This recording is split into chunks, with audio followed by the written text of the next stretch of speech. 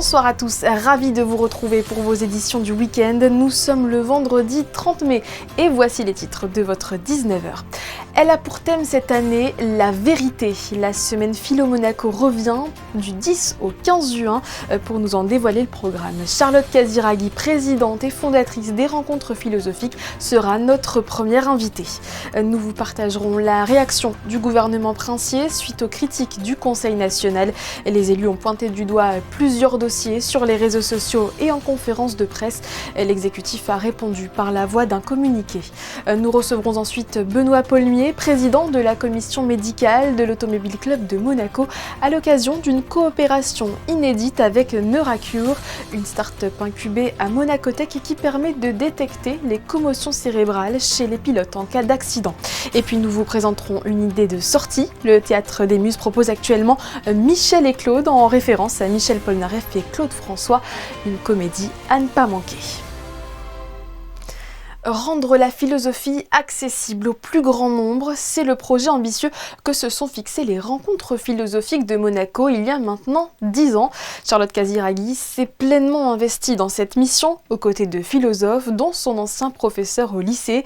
Les initiatives se sont multipliées et dans quelques jours, le 10 juin prochain, débutera la 3e édition de la semaine Philo Monaco. Charlotte Casiraghi dévoile à Patricia Navarro les grandes lignes du programme. Bonsoir Charlotte Casiraghi. Bonsoir. La semaine Philo Monaco 2025 débutera le 10 juin. C'est la 3e du nom.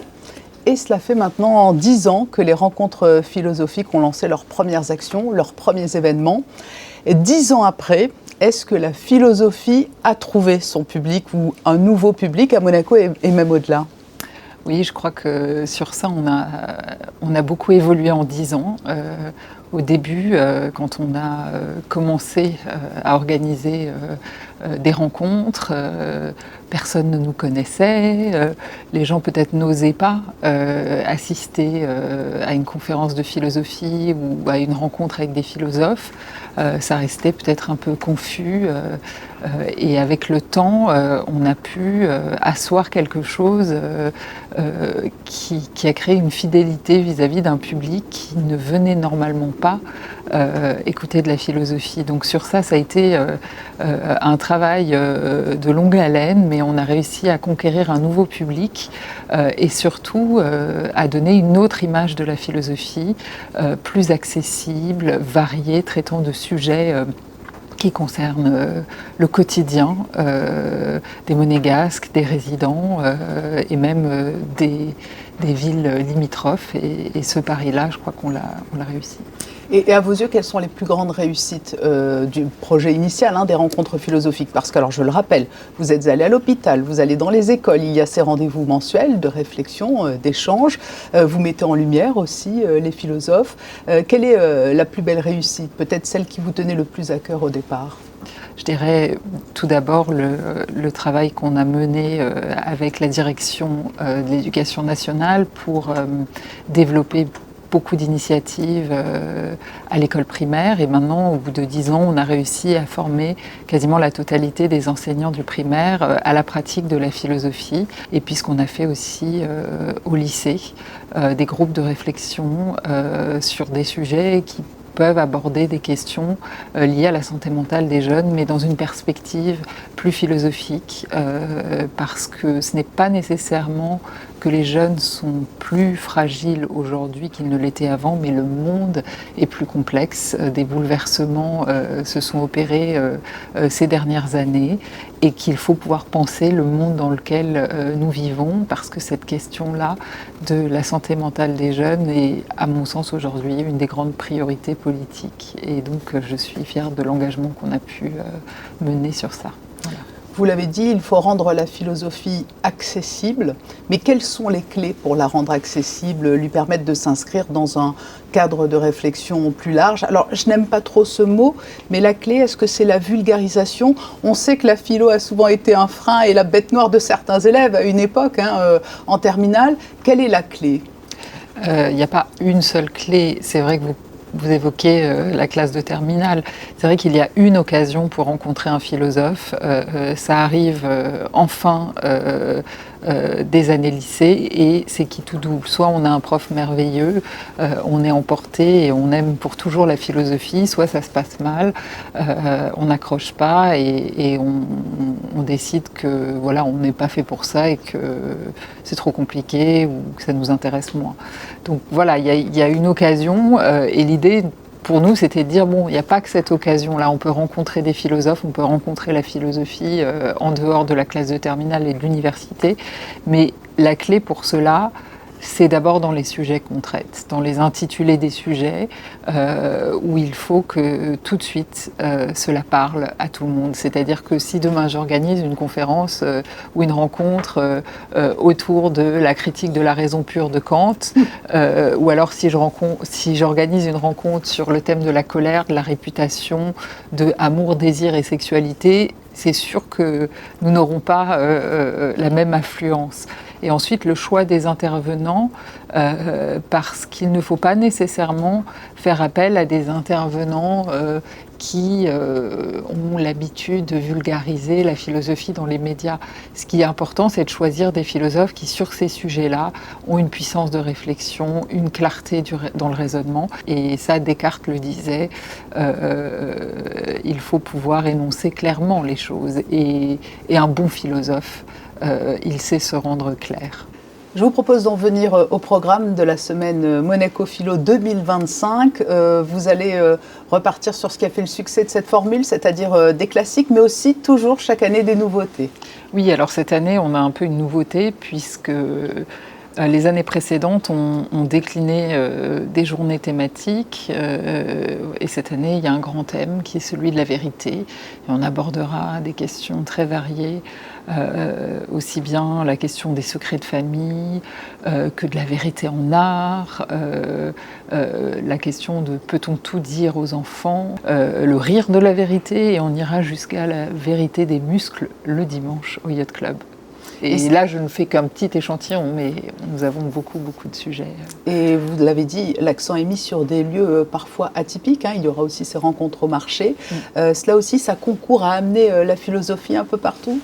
Oui, alors c'est vrai qu'on a investi le Théâtre Princesse Grasse, comme nous le faisons toute l'année. Je crois que ça contribue aussi au succès des rencontres, d'avoir un lieu qui est comme un repère, où les gens ont l'habitude de venir, et donc nous garderons cela pendant la semaine, mais on rajoute ces rencontres au marché, on va chercher un autre public, où c'est ouvert sur la cité, chacun peut participer, on peut rencontrer la philosophie en faisant ses courses, et voilà, et ça c'est important de pouvoir proposer cela. Et puis on a toujours des lieux différents comme le Yacht Club, la place du Casino, l'hôtel Hermitage.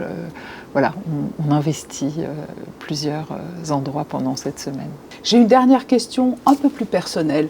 La philosophie, pour vous, ça a été un terrain d'étude au départ, mais aujourd'hui, de quelle manière vous accompagne-t-elle au quotidien ? Et ce qui nous permet aussi peut-être de faire écho à la manière dont elle pourrait aussi nous accompagner tous dans notre quotidien.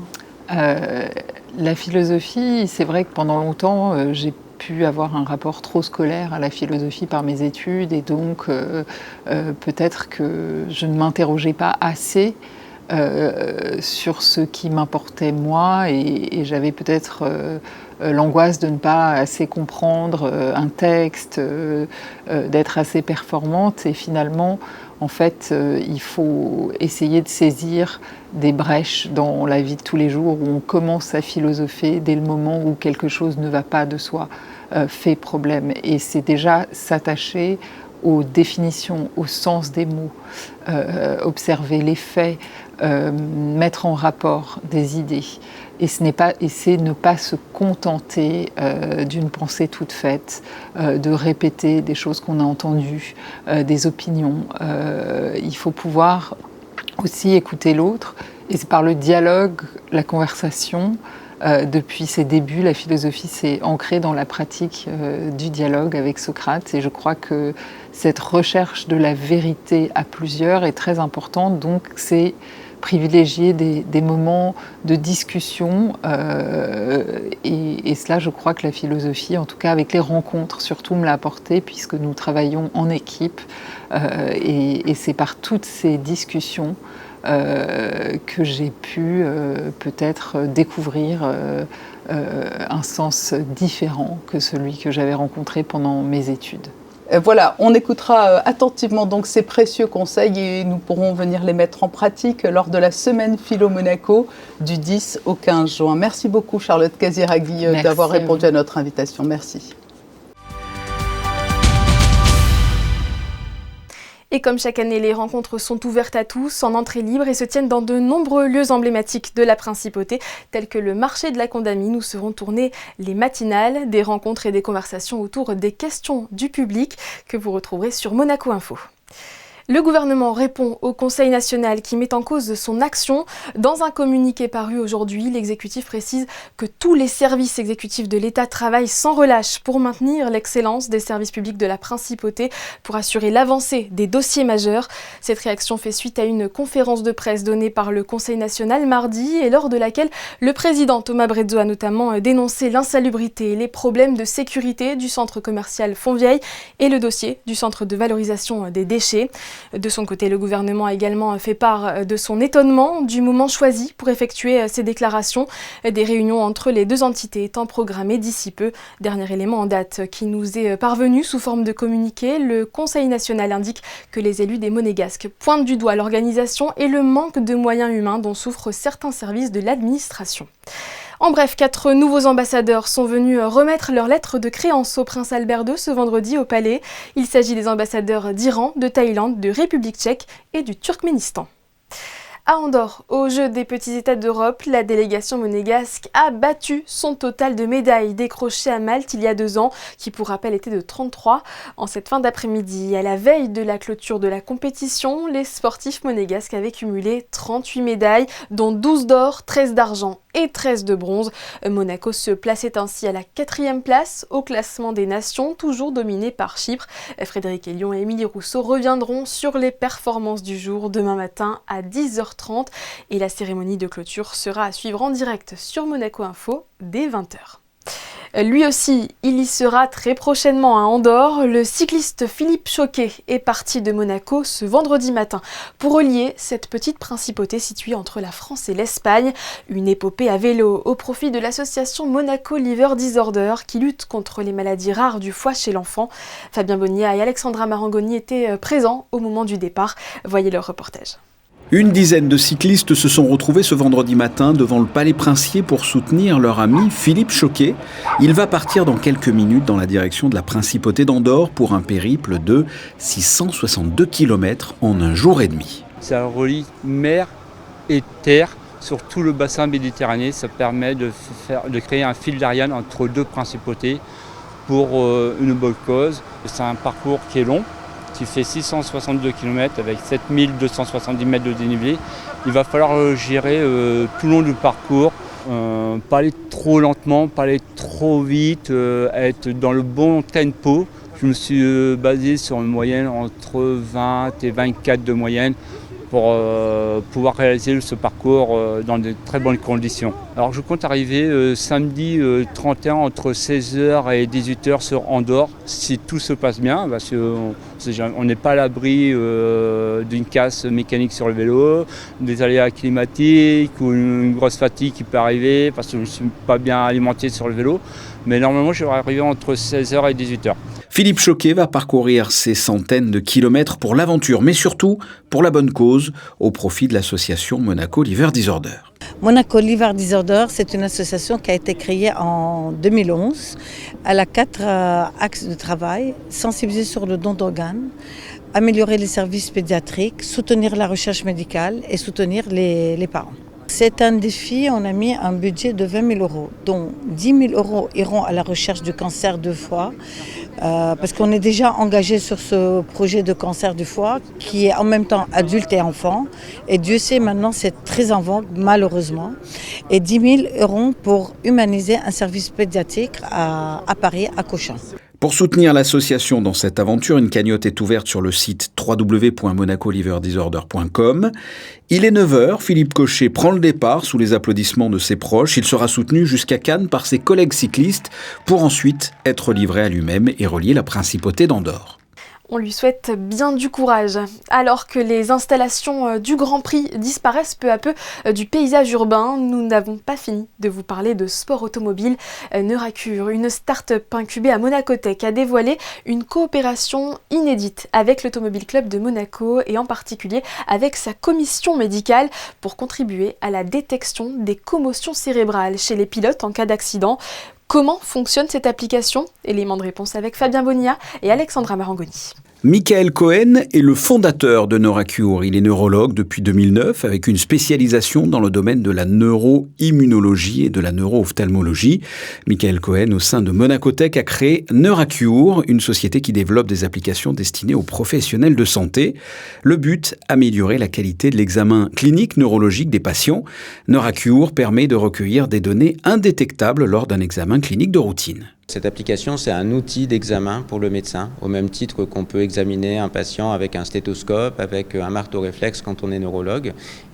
L'idée, c'est que dans le futur, on pourrait aussi avoir à disposition des outils numériques qui nous permettent de devenir plus performants et de détecter des anomalies que l'on ne peut pas détecter en faisant un examen traditionnel comme on le fait aujourd'hui. Ça marche par le biais de tests qui sont relativement rapides à faire, qui vont tester différentes fonctions assurées par le système nerveux, par exemple des fonctions motrices, de la finesse motrice, de la coordination, la fonction visuelle également, qu'on examine finalement relativement mal chez nos patients sans avoir d'outils dédiés, des fonctions cognitives, notamment des temps de réaction quand on demande de répondre à certains types de stimuli, et puis un volet très important qui est l'exploration des mouvements oculaires, la qualité, la précision, la rapidité des mouvements oculaires, qui est quelque chose qui se dégrade dans beaucoup de pathologies neurologiques, mais qu'on ne peut pas examiner à l'œil nu. Donc en fait, ça demande de faire aujourd'hui un examen très spécialisé que relativement peu d'équipes ont à disposition. Ça demande du matériel coûteux et un savoir-faire.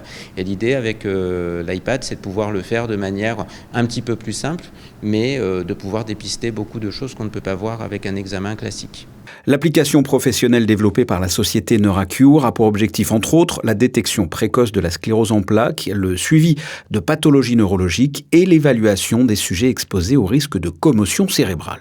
Il a d'ailleurs eu l'opportunité de tester ce système lors du e-Prix et du Grand Prix de Monaco. Le docteur Benoît Paulmier, président de la commission médicale de l'ACM et membre de la Fédération internationale de l'automobile, a confié ses impressions à Patricia Navarro. Bonsoir Benoît Paulmier. Bonsoir Patricia.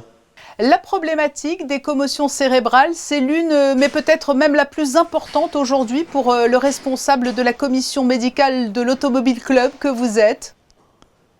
Écoutez, ça fait partie des sujets qui nous préoccupent effectivement beaucoup et qui nous intéressent, en lien aussi avec la FIA, puisque la commission médicale de la FIA s'est saisie du sujet depuis quelques années et souhaite vraiment que nous puissions avancer dans cette direction pour pouvoir prévenir et mettre en place des mesures pour suivre un maximum les pilotes. Et comment s'est noué le partenariat avec la start-up Neuracure ? Alors on a eu l'occasion de se retrouver sur un congrès avec son fondateur, le docteur Michael Cohen. Nous avons échangé sur nos besoins respectifs, ce qui nous a permis de penser à une application concrète et donc une collaboration qui s'est concrétisée cette année à l'occasion des e-Prix et Grand Prix de Formule 1. Et la technicité proposée est quasiment révolutionnaire dans ce domaine, pour bien comprendre ? C'est vraiment une chance qu'on a effectivement là de pouvoir bénéficier de cette technologie numérique qui va nous permettre une analyse fine à la fois des mouvements oculaires, de la vision, mais également de la motricité et des fonctions cognitives, et de façon assez rapide, en quelques minutes, ce qui nous convient très bien dans le milieu du sport automobile. Nous avons vu des accrochages sur le circuit monégasque ce week-end. Cela vous a permis d'utiliser l'application et effectivement, il a fallu rapidement se poser la question d'une atteinte ou non des pilotes concernés. Ça a été le cas aussi lors d'un test lors de l'e-Prix ? Effectivement, la mise en place s'est faite pendant le e-Prix, qui a été assez calme, heureusement. mais on a eu directement une application juste après pour le Grand Prix de F1, notamment, vous l'avez vu, les carambolages dans les séries F3, F2 et Porsche, qui nous ont permis d'évaluer des pilotes accidentés. Et ce qu'il faut souligner, c'est qu'une équipe bénévole du CHPG s'est mobilisée, tant il est important aujourd'hui de remédier au plus vite aux conséquences des commotions cérébrales.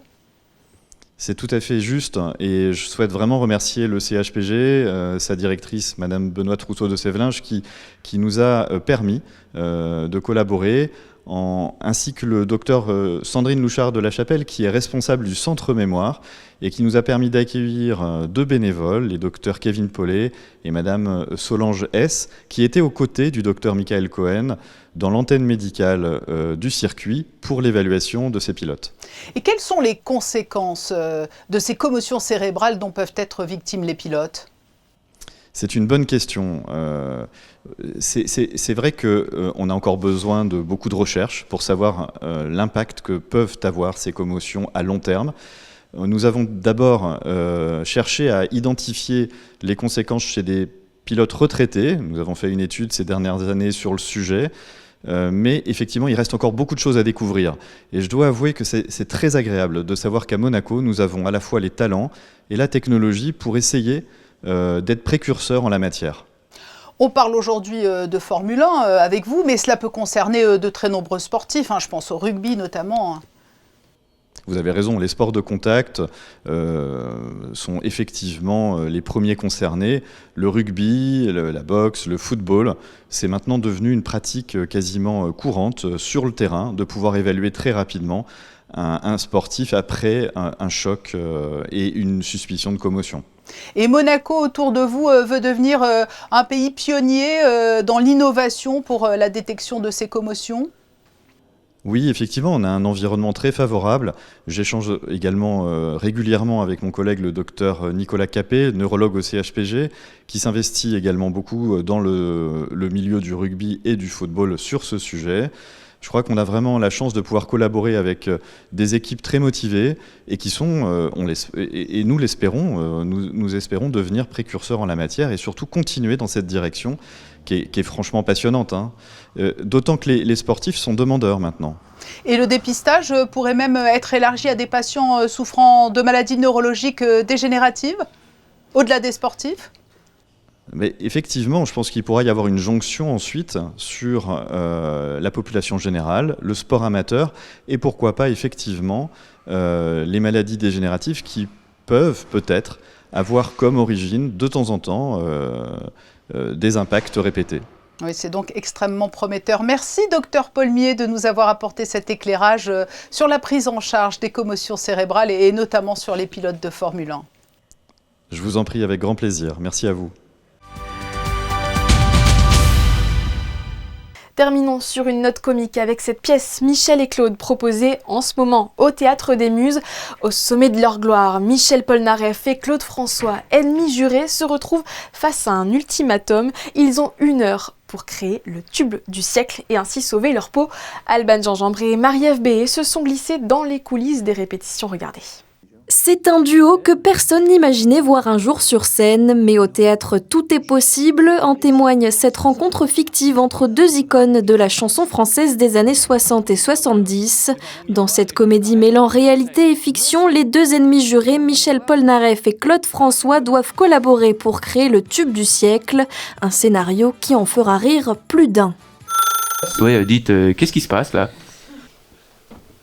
Ça dit qu'on est fini. Moi, fini. Bon, j'aimerais bien voir ça, oui. Michel Polnareff a fait les premières parties de Claude François en 66. Exactement. On sait qu'il y avait des fois des petites frictions entre les deux, mais en soi, ils se respectaient. Ils se respectaient vraiment l'un l'autre pour ce qu'ils étaient. Et nous, on exagère ça. Et le message qu'on veut faire passer, c'est un amour pour la variété, pour les chanteurs populaires et pour la valeur aussi sentimentale et de la valeur de rassemblement que peut avoir une chanson populaire et un artiste de chanson populaire. Ce qu'on a gardé de réel, c'est les chansons qu'ils ont écrites, comment ils les ont écrites, des anecdotes. Et par contre, qui est vraiment une part de fiction, c'est qu'ils doivent créer une chanson tous les deux en live. Donc tout ça, c'est vraiment du live pour le coup. Le public est là, en interaction avec le public. Donc ça, c'est vraiment une création unique chaque soir. Et le côté aussi ennemi juré, en fait, on le fait exprès pour polariser, devenir dramatique en fait pour la pièce, en fait pour la fiction.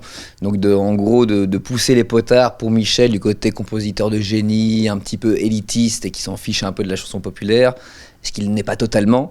Et pareil que le Transworld a vraiment poussé aussi le côté, moi je veux faire que du populaire, je veux toucher tout le monde absolument, et ça c'est pour un enjeu dramatique aussi fort. C'est pour ça qu'on les fait demi-jurés. Michel et Claude, une comédie musicale interprétée et mise en scène par les deux amis Luc Rodier et Loris Verechia, à retrouver au Théâtre des Muses ce soir et demain à 20h ou dimanche à 16h30. Un joyeux bond dans les années 70. Plus récemment, en 2023, souvenez-vous, Monaco rendait hommage au prince Régnier III à l'occasion du centenaire de sa naissance. De nombreuses manifestations ont été organisées durant l'année. Les temps forts ont été répertoriés dans 2 albums, Retour en images. Ils sont offerts par le prince Albert II et la princesse Stéphanie, présidente du comité de commémoration, à tous les foyers monégasques. Ils sont à retirer à l'espace Léo Ferré dès lundi, le 2 juin, jusqu'au vendredi 13 juin inclus, de 9h à 17h. À partir du 16 juin, il faudra vous rendre en mairie. C'est la fin de cette édition. Merci de l'avoir suivie. Nous la refermons avec les clichés de Manuel Vitali, envoyé spécial à Andorre pour couvrir les Jeux des petits États d'Europe. À la veille de la clôture de la compétition, la principauté cumule un beau total de 38 médailles, mieux qu'à Malte il y a 2 ans. Dans un instant, la météo vous sera présentée par Marie Bonnet-Blanc. Quant à moi, je vous retrouve pour l'après-JT, comme tous les vendredis. Cette semaine, nous vous proposons un voyage à Osaka, où l'exposition universelle bat son plein et où, vous le verrez, Monaco occupe une place de choix. A tout de suite.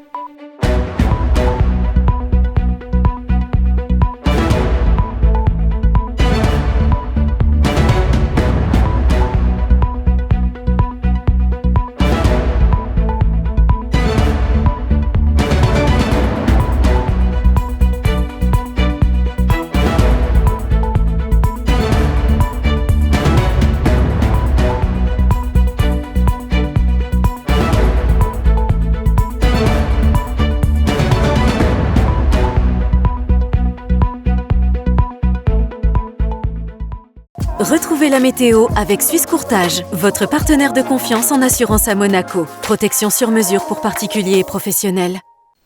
Bonsoir à tous, je suis ravie de vous retrouver afin de faire le point sur le temps de demain. Le ciel sera dégagé malgré quelques nuages qui ne devraient pas gêner les températures. Il fera 23 degrés demain dans la matinée, même chose dans l'après-midi. Demain, nous fêterons les Lise Marie en l'honneur de la visite catholique de la Vierge Marie à sa cousine Élisabeth. Et puis, c'est également la journée mondiale sans tabac demain, l'occasion de rappeler les dangers du tabagisme et d'encourager les fumeurs à arrêter de fumer. C'était la météo avec Suisse Courtage, votre partenaire de confiance en assurance à Monaco. Protection sur mesure pour particuliers et professionnels.